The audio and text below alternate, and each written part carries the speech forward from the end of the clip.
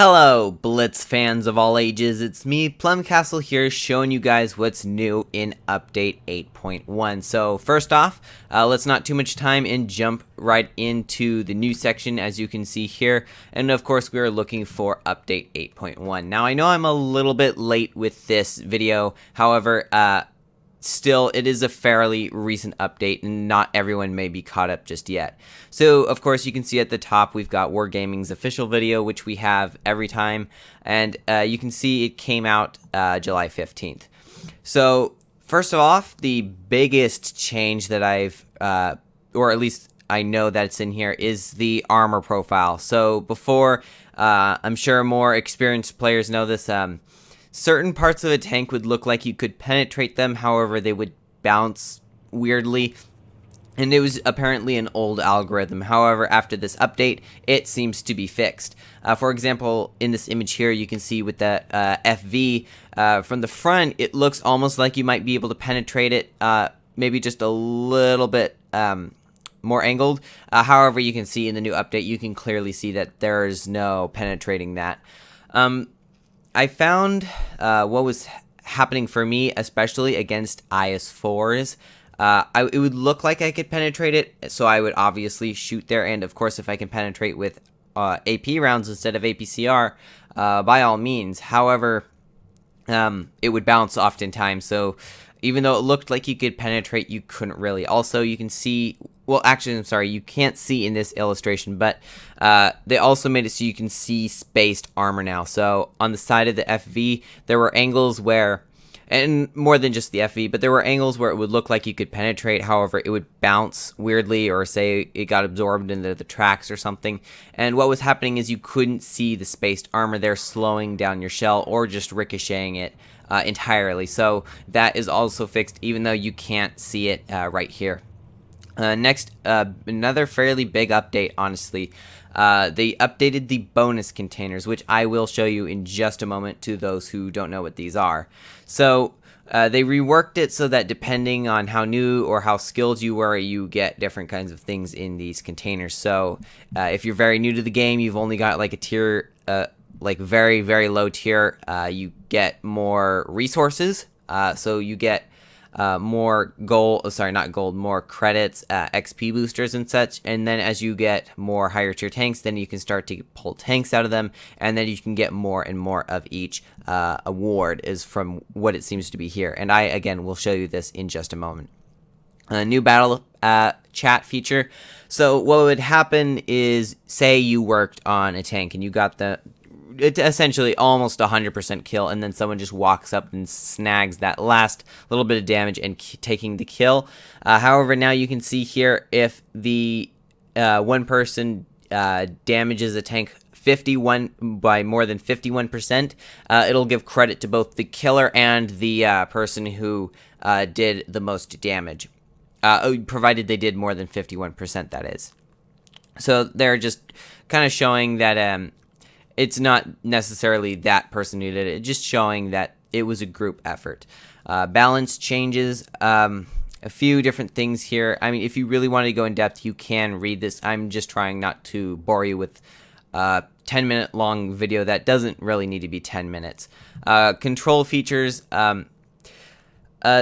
not much changed here. I actually couldn't really understand some of it. However, one thing, the same control mode option will no longer be available for PC. However, it will be preserved in the touch devices or mobile. So honestly, I never used this because I didn't really care what control type I went against. I just wanted to get into battle. So I never personally used it, but apparently it was causing some long wait times for PC users. Camouflage, rotation, and update. So now you can exchange certain camouflages, I hear, for the splinters, which you can then go into the store and get more camouflage containers, oddly enough. There are also new items in the camo menu. So I'm not sure, but I guess before you could not just outright buy the Daredevil camo for the Kunze-Panzer for some reason. I'm not quite sure how that worked, but now you can. You can see here. I'm really not sure. I was pretty sure that these camos automatically came on here, but They did something clearly. You can see there was the camo for the T-22 medium as well, and the Jagdpanzer E-100. And coming back to this Spiel, I still have no idea how to pronounce that, but there's the Mighty, and apparently there's a new camouflage for the E-100, I guess. So next we've got a special camo for the T-110E3. It's called the Bulwark. I think that's how you pronounce it. Is Bulwark or Bulwark? I'm not really quite sure. But you can see there, it just gives it a little bit of a unique look. Kind of makes it look like a Texas tank a little bit. I mean, looks kind of like boots with the stars, and then you can see it's got Worthy with a star on there on the side. So that looks pretty cool. Vickers Light, Vickers Cruiser, and the FV301, as I'm sure most of you know, now have the HD graphics. And a few minor changes. Of course, they always update and tweak tanks as they go on. So again, you can check these out if you want to dig deeper. The mines map was removed from tier 7 to 10 rating battles, which is funny because they could have just said removed from rating battles, because those are the only tiers that can be in there. I was not a huge fan of the map, but I think that's more due to my playstyle. I don't think dislike was why the reason for its removal. I'm not sure of its reason for removal, but it is being removed. But I will say that I am personally not too crushed over that, to be honest. So now let's actually look at those containers that I was talking to you about earlier. So if you don't know where these are, when you start off in your garage, you go to the upper right hand corner, and there'll be this green icon, and it has this shopping cart on it. Oddly enough, not everything in here you have to buy, because if you go to the last tab here, the containers tab, you can see we get some free containers every so often, like one every 3 every day, one every 3 days, I think it said, and one's every week. Obviously, the longer you have to wait, the better the rewards are inside. But again, if it's not a great reward inside, you're still gonna have to wait for a while. So for me personally, because I have a tier 10, actually I have a few tier 10s, but it makes it so that I have slightly better rewards from what I understand. So I get 35 to 110 gold, and you can see, and this may be different for you depending on what tier you have, but you can see pretty standard stuff that you would kind of expect to see in a freebie container. Drop chances are pretty low though. The gold is like 0.4 to 0.2%. It's really, really low. I hardly ever get gold in these things. 15% for free XP booster. Essentially, the better it is, the lower the drop chance, which makes sense. I mean, it's a freebie container. So I've got one left here. Let's go ahead and just open this for the sake of it. So I'm not expecting to get... I actually did record this another time, and I got the exact same thing. So yeah, clearly that is a very high drop chance, it seems. So next we move on to the rare container, which you can get every 3 days or so. So it is the first of the containers to have the chance, albeit a small chance, but a chance to get these tanks.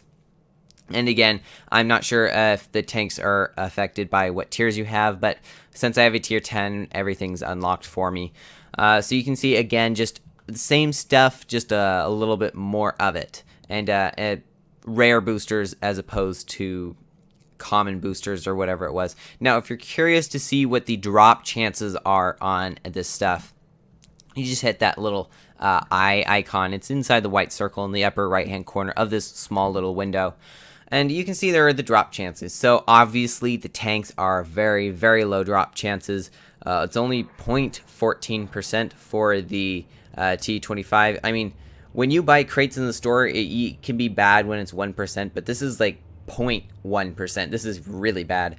So do not be expecting to get a ton of tanks. I have been playing for over a year and a half, and I've never gotten any tank out of these crates. I know people that have got them. I even know a person who got 2 out of them over the course of, it was not long. But I have not been able to get that, so don't expect to be getting any tanks out of these. So that was the big container. Now we move on to the huge container, which is every week. Once a week, that is. So you can see way more tanks here. Again, the drop chances are going to be low. As for the boosters and stuff, it's essentially just a rarer version of the previous container, as I'm sure you can imagine.